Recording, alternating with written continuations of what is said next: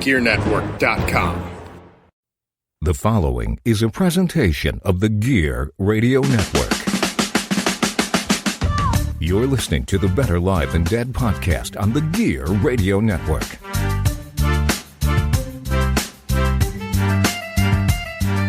And with that, we welcome you to Better Live Than Dead, the podcast, powered by Better Live Than Dead and the Gear Radio Network.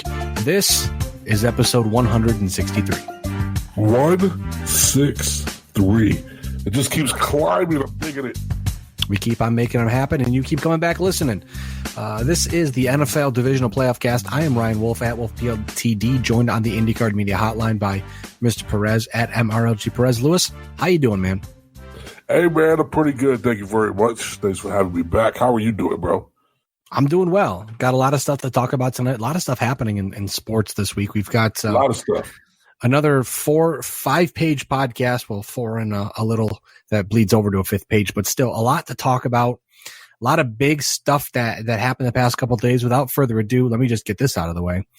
You obviously can hear us on BetterLiveThanDead.com, Apple Podcasts, Bullhorn, Google Play Music, GearNetwork.com, iHeartRadio, Pandora, the Radio.com app, Spotify, YouTube, and wherever else you listen to podcasts. As mentioned, it is the NFL Divisional Playoff cast. That means we are one step closer to the big game. But before we do that, our first of the 3 big things brought to you by FortunePhoto.com. Major League Baseball drops the hammer.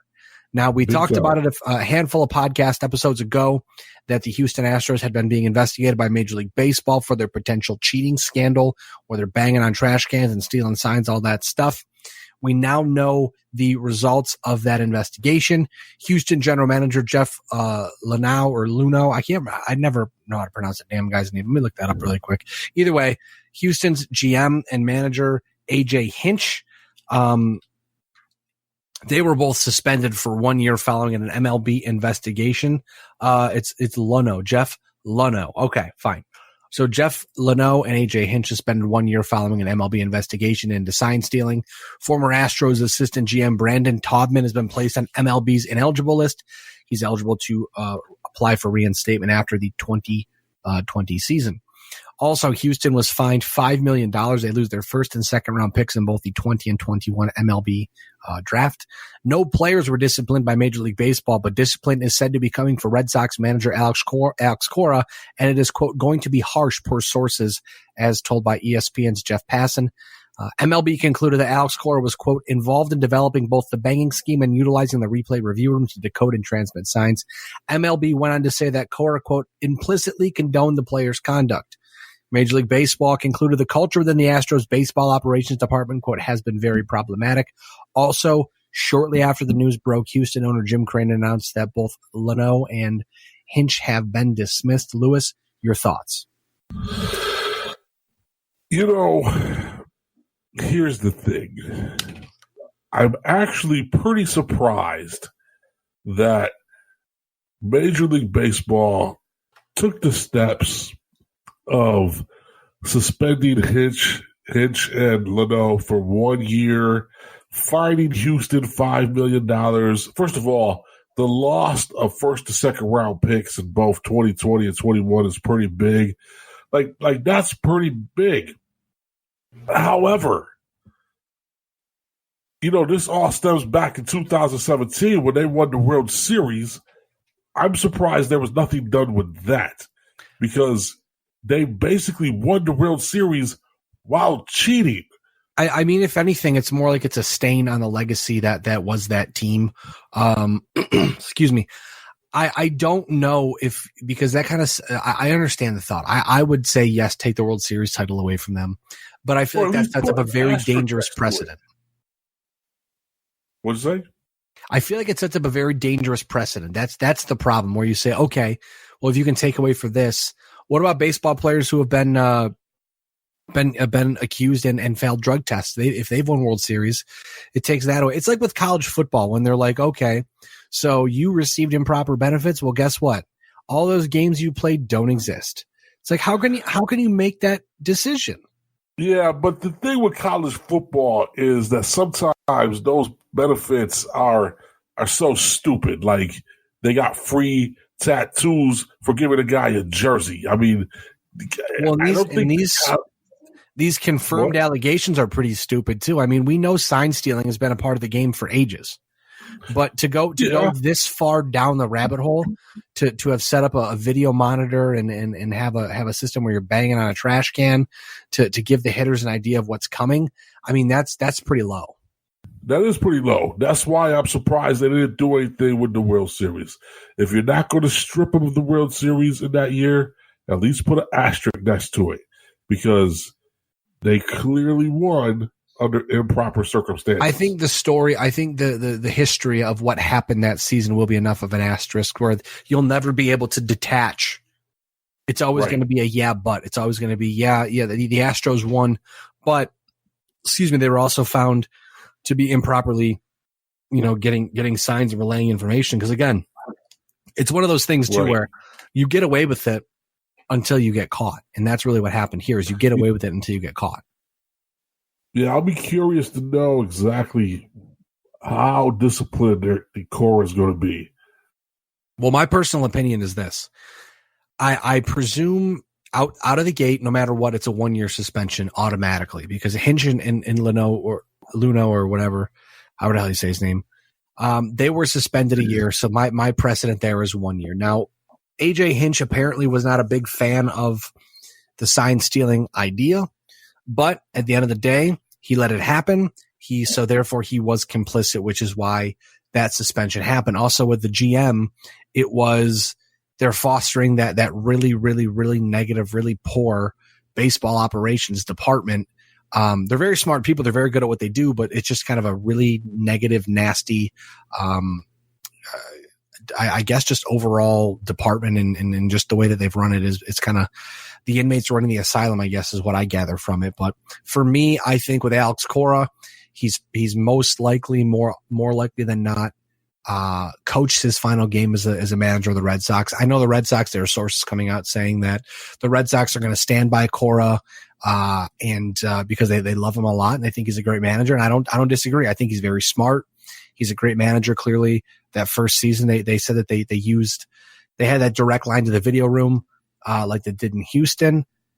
But again, I think that Major League Baseball comes down hard on Alex Cora. I don't think he manages for the Red Sox again. I honestly think once the suspension comes down, he'll probably be fired. My thought would be the franchise would want to get ahead of it and kind of try to save face and say, look, we know something bad's coming. We're just going to get ahead of it and say, we don't believe that this is what we should be doing as a franchise.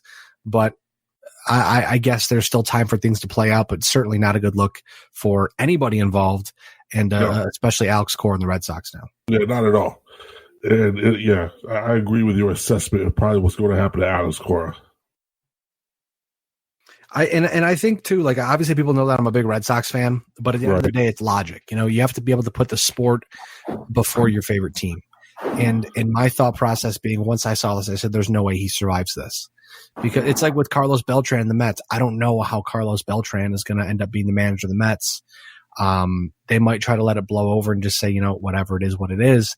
But no players were held accountable for these actions, because again, it starts at the top, the GM, the coaches. If they lose, it's like when they say that you've lost institutional control, when you get these college football teams that get the death penalty. It's kind of like that, where you say, look, you've lost control of this thing. It's your baby and you lost control of it. You're going to suffer the consequences for everybody. And again, I think there's a lot more to be had from where this came from. But at the end of the day, like I said, I think when baseball kicks off in this season, I should say, this coming up season in a few months, I don't think Alex Cora will be, not only will he not be coaching for the Red Sox, I don't think he'll be part of Major League Baseball. I do believe that there's a hefty suspension coming for him. And I think they may go a little harsh on him just to kind of prove a point that, hey, if you're going to do this, you're going to be held accountable. Yeah, no, absolutely. I agree. And once again, I'm also surprised that they didn't, hit any of the players with any type of. I just think it's difficult because you have players that often go down into the video room to go watch. That's how that's kind of the modern way to steal signs. It's just unfair when, for instance, they said in the report that Alex Cora had a camera installed at center field, and there the camera installed. I don't know if he had it installed or if it was in center field. Either way, they had that feed because Alex Cora made sure it was set up. So at this point, it's one of those situations where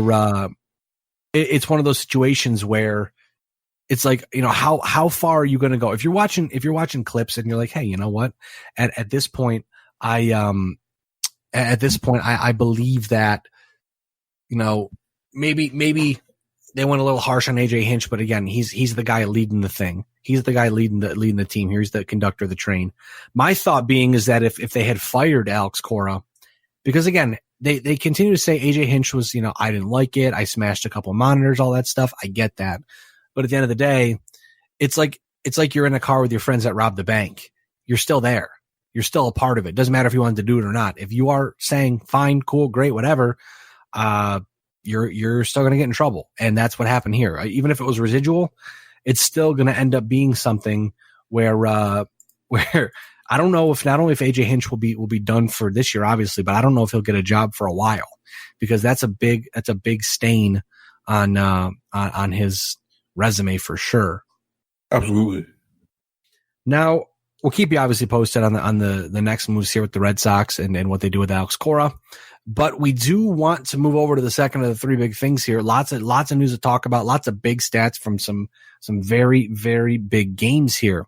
Our second of the three big things this week, the divisional weekend rewind. First off, the San Francisco 49ers defeated the Minnesota Vikings 27-10.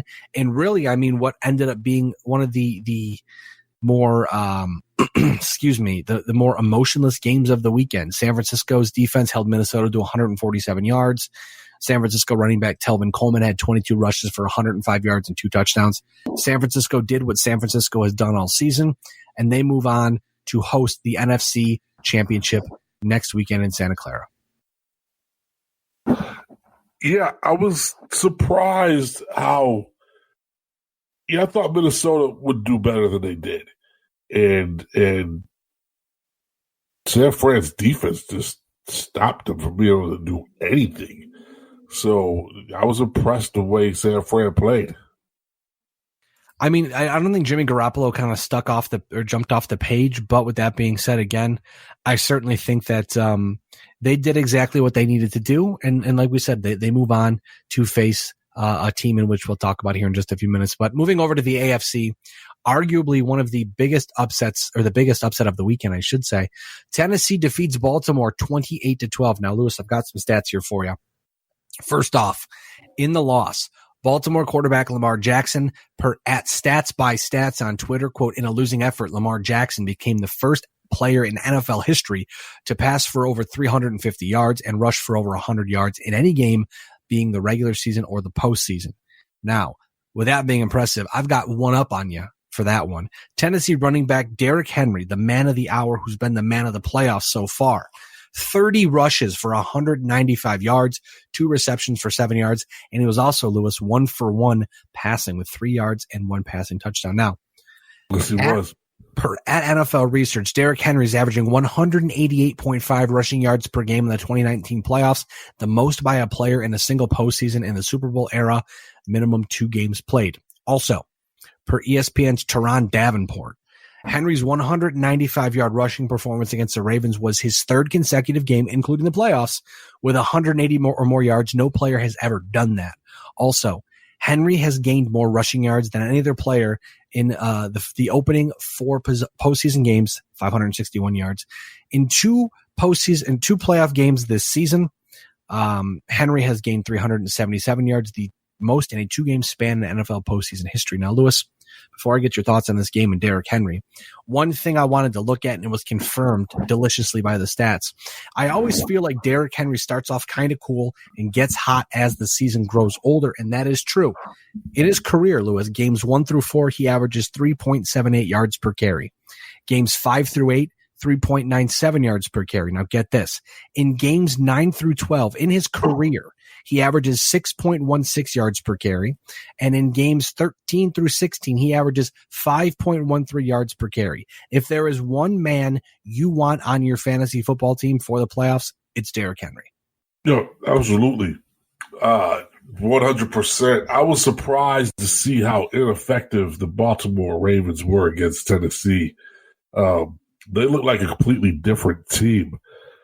I was really shocked. However, they had no answer for Henry, and Derek just ran roughshod all over them. Well, it again seems to be, because they said after the game too, but it again seems to be that you watch old teams and you take what worked. So they being the Tennessee Titans said, they watched the Bills, what the Bills did to Lamar Jackson, and they used a lot of those schemes and thoughts and ideas, and then obviously molded them to their system. Right. To stop Lamar Jackson. And I mean, again, right now, Lamar Jackson, like we said, the first player ever to throw for over 350 yards and rush for over 100 yards, and they still lost. Yeah, that's impressive. That's crazy. That is crazy. 100% crazy. Looking at this here, I will talk about it shortly, but Derrick Henry is a beast. Tennessee continues their dream run, which we'll talk about here shortly, because they're going to face another team. They're going to face another team that had an insane game. But before we get there, Lewis, Green Bay, we'll talk about the other NFC team. Green Bay defeats Seattle 28-23. At this point, it will be for sure Green Bay versus San Francisco. But before we get there, Green Bay running back Aaron Jones, 21 carries, 62 yards, and 2 touchdowns. Green Bay wide receiver Devontae Adams, a very impressive 8 receptions, 160 yards, and 2 touchdowns. Also, in what is likely his final NFL game, Seattle running back Marshawn Lynch, 12 carries, 26 yards, and 2 touchdowns. Lewis, your thoughts on the game? Knowing how beat up Seattle was, I think they still looked pretty okay. Green Bay won, and you haven't heard much about Green Bay this season, which is kind of surprising given their record. Green Bay was the better team that day, and they move on. Yay! That's literally my response. Yay! I feel like again, Aaron Jones carries a team. They don't make, even though Aaron Rodgers is one of the best quarterbacks in the National Football League, in my opinion, they don't make him do too much. He's allowed to do, they hand the ball off, and then they just kind of take what they can get offensively with passing. And look, it's worked out. Everything has worked out so far for the Green Bay Packers. They're going to face a tough test in that NFC Championship game, which we'll talk about in a couple minutes. But again, kudos to them. I mean, Seattle, Russell Wilson, 0-4 now in his career at Lambeau Field, but Seattle played their asses off, and I would not be surprised to see them back in this spot next year. No, I agree with you. Now, Lewis, the craziest game, not only this weekend, but one we've seen in a very, very, very long time, and the craziest game we may see for a very long time. Kansas City defeats Houston 51-31. Now, I have a half of a page of statistics here for you. Houston, a 24-0 lead, proceeded to allow then 41 unanswered points. That's 41 unanswered points. Kansas City went from down 24-0 to up 28-24 in 9 minutes and 11 seconds.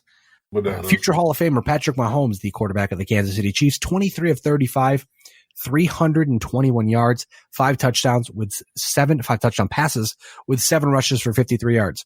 Kansas City tight end Travis Kelce, 10 receptions, 134 yards, and 3 touchdowns. Now, Lewis, Kansas City set a bunch of new records per Elias Sports Bureau. First off, they are the first team in postseason history to score 41 consecutive points after falling behind by at least 20.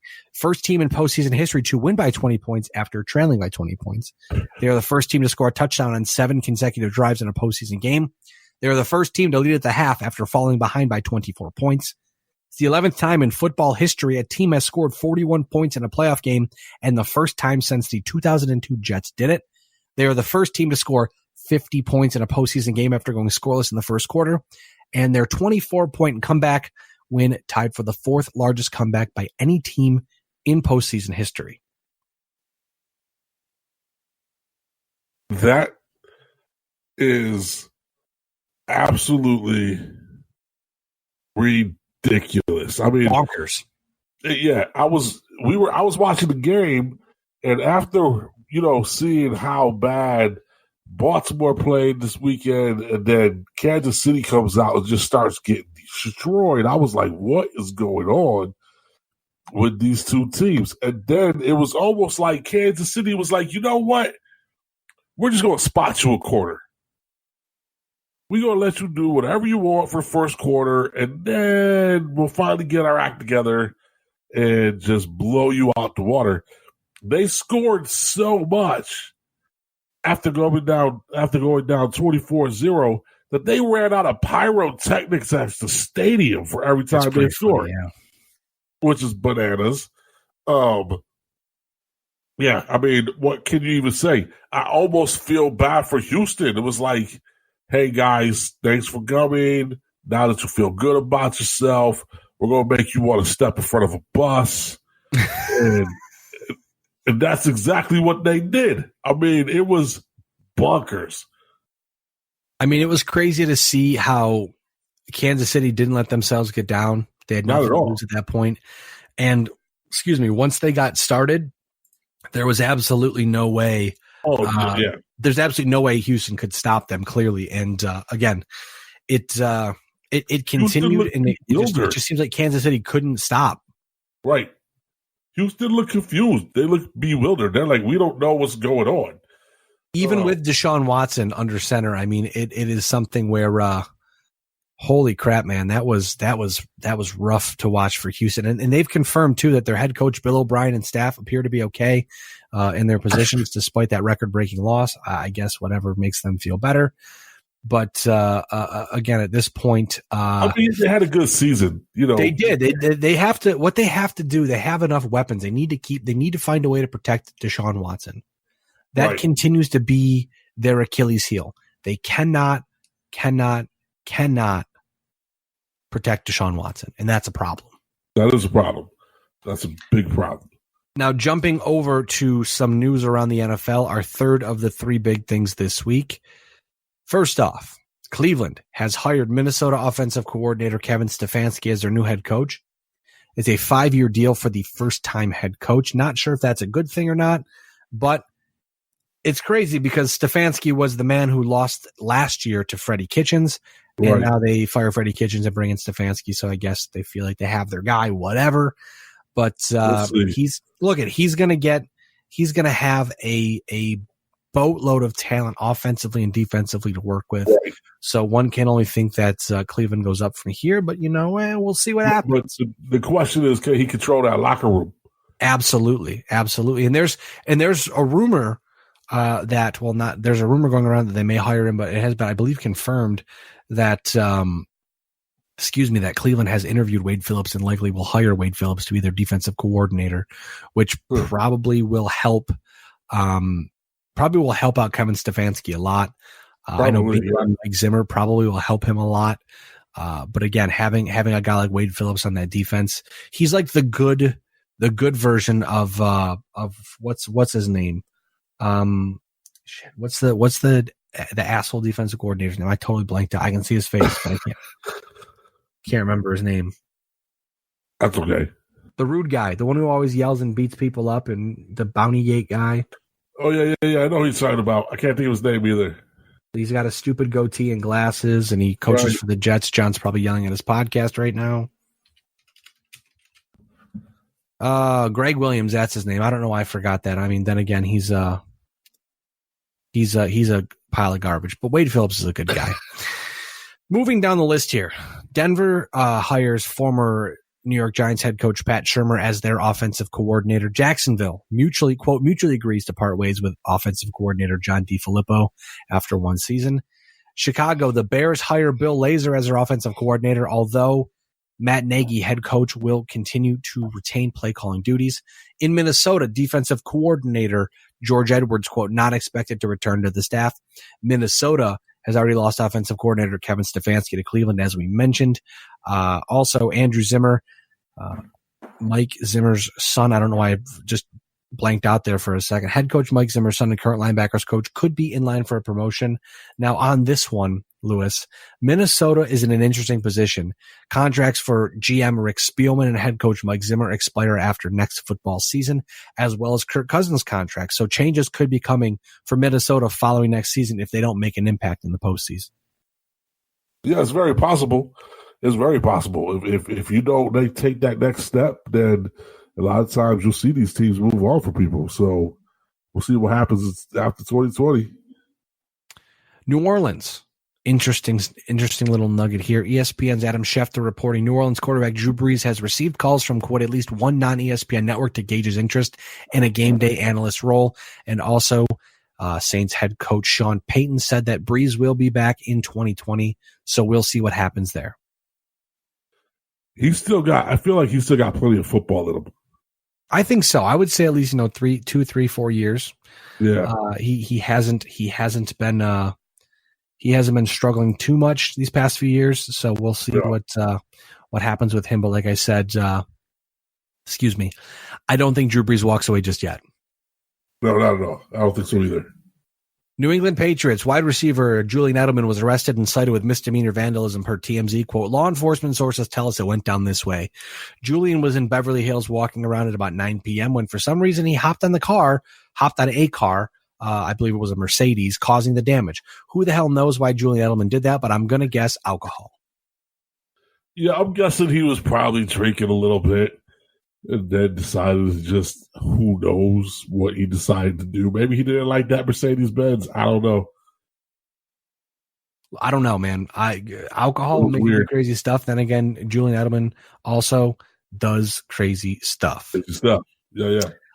ESPN reportedly set to offer pending unrestricted TV free agent Tony Romo a multi-year deal that could pay Romo between $10 and $14 million annually to potentially replace Booger McFarland on Monday Night Football, per Michael McCarthy of Front Office Sports. That's some good scratch right there to talk some football, which we all know Tony Romo is pretty damn good at.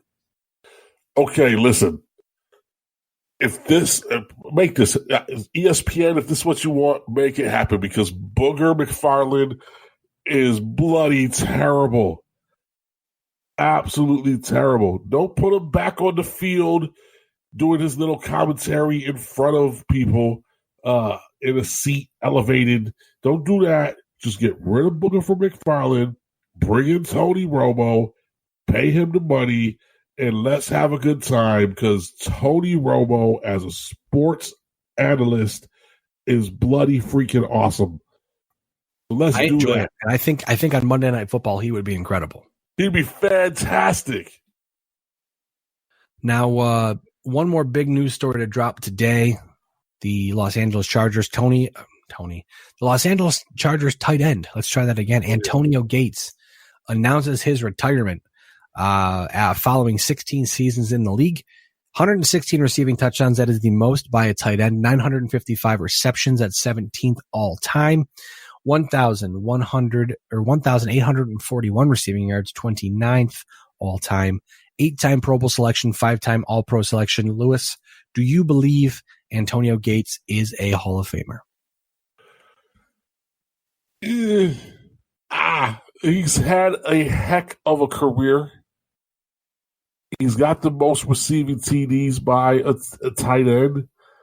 However, the other stats, 17th all time, 29th all time, I don't know. Correct me if I'm wrong. He never got a ring, right? No, never played in one, never won one. Yeah, so without that ring, I don't know. Although most TDs by a tight end, that's a great stat. I feel like he's one of the best tight ends we've ever seen. It may take him a little while to get into the Hall of Fame, but I think he'll get right there. Yeah, maybe. Yeah. He might squeak in after like 2 or 3 tries. Also, I told you there's 3 big things because that's how it always works. But we got a bonus big thing this week. The College Football Playoff National Championship game. LSU defeats Clemson 42-25. Excuse me. LSU quarterback Joe Burrow completes what might be one of the greatest quarterback seasons we've seen in college football. There's probably a better way to say that, but you get what I'm saying.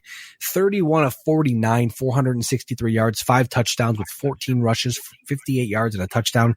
He sets the,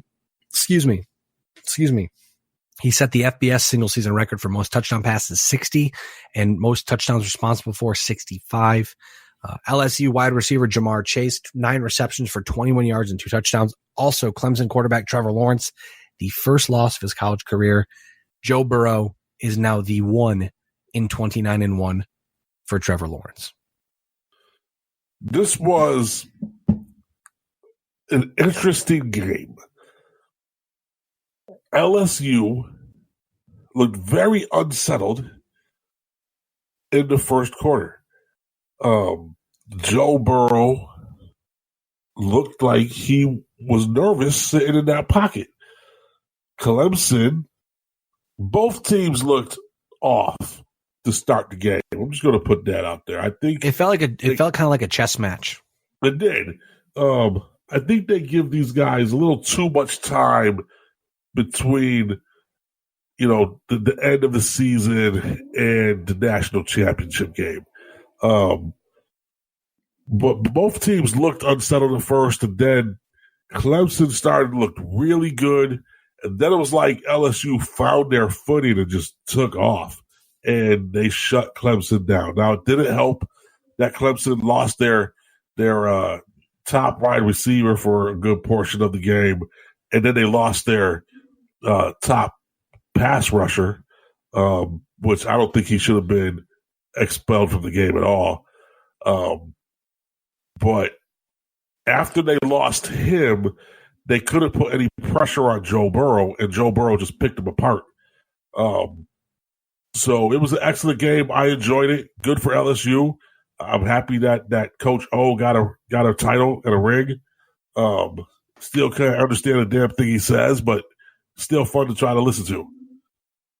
He's like Angry Boomhauer. It's hilarious. Yeah. Also, breaking news that came across Twitter a few minutes ago, Carolina, the Panthers are set to hire LSU's offensive coordinator, Joe Brady, to the same position. So you'll have Matt Rule as head coach and Joe Brady as the offensive coordinator. Looks like Carolina's building themselves quite a little bit of a staff down there. Good for Carolina. They need to do something. Now, our look ahead.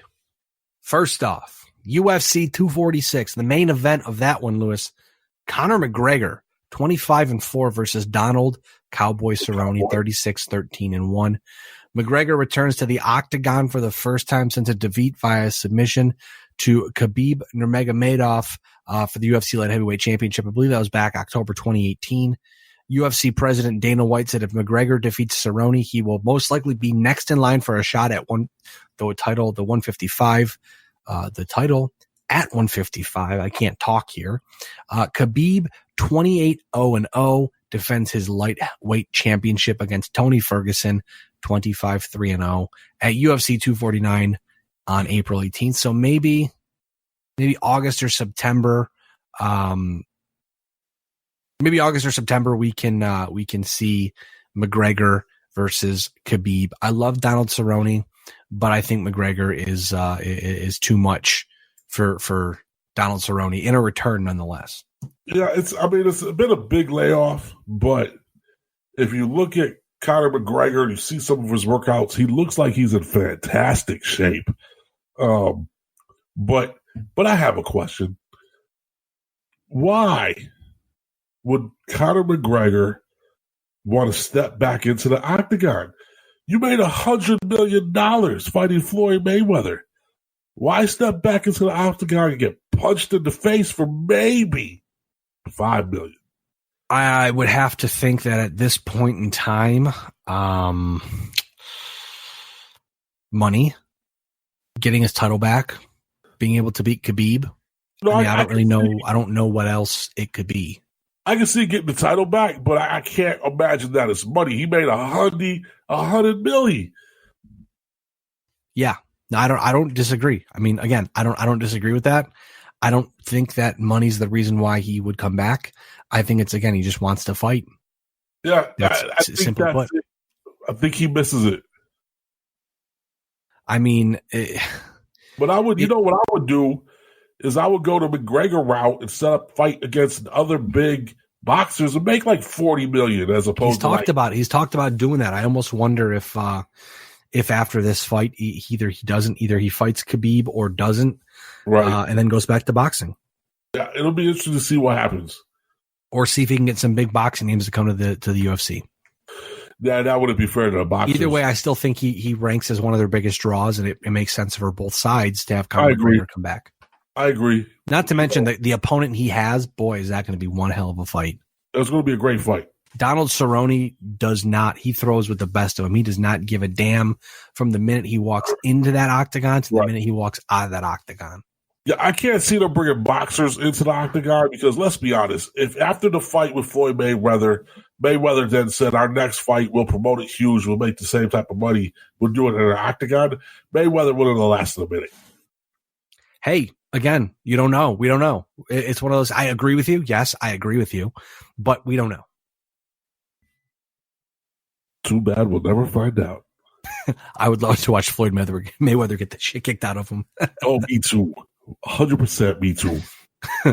Anyways, our second look ahead here, championship weekend. Again, the reason we're here, football. Championship weekend as of Monday morning, Kansas City, the Super Bowl favorites at 11-10.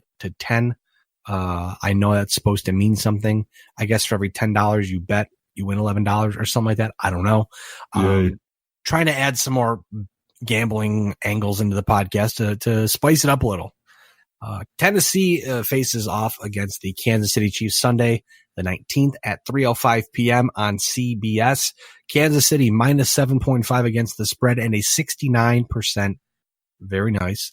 Win probability per 538.com points to them being the heavy favorites. Lewis, the dream continues for Tennessee thanks to Derrick Henry, but Ryan Tannehill at some point in time will need to step his game up if Tennessee wants a chance to win this one. I don't believe he's thrown for more than 100 yards in a game this postseason. Yeah, no, it's just been hand off to the left, hand off to the right. Do you blame him? Middle. So I'm curious. I don't think Tennessee will win. I believe Kansas City is going to move on to the Super Bowl. However, watching their last two performances, I can't count them out. But you also don't want to run the risk of running Derrick Henry into the ground. So I'm looking forward to this matchup. I think KC's going to win by maybe a touchdown. I agree. I think Kansas City will handle Tennessee. I mean, Derrick Henry probably will get his yards, but at the end of the day, I think it's going to come down to, and you know what, I know Ryan Tannehill's made some great throws, hasn't really again, amassed much yardage through the air. Right. Excuse me. But I really wonder if they don't just stack the box and say, beat us, Ryan Tannehill, and then adjust from there because he hasn't shown that he can beat teams this postseason. Right.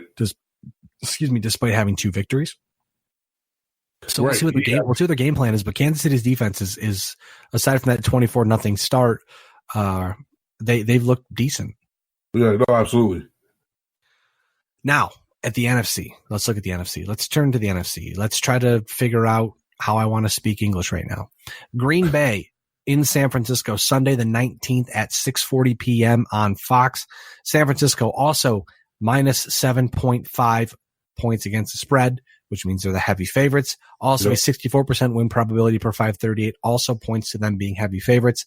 I think San Francisco will take this game, but again, has to be very important. Who has to be very important? Jimmy Garoppolo has to be very important. The running game works fine. The defense works fine. Can Jimmy Garoppolo step up and have a game to help bring the 49ers to the Super Bowl?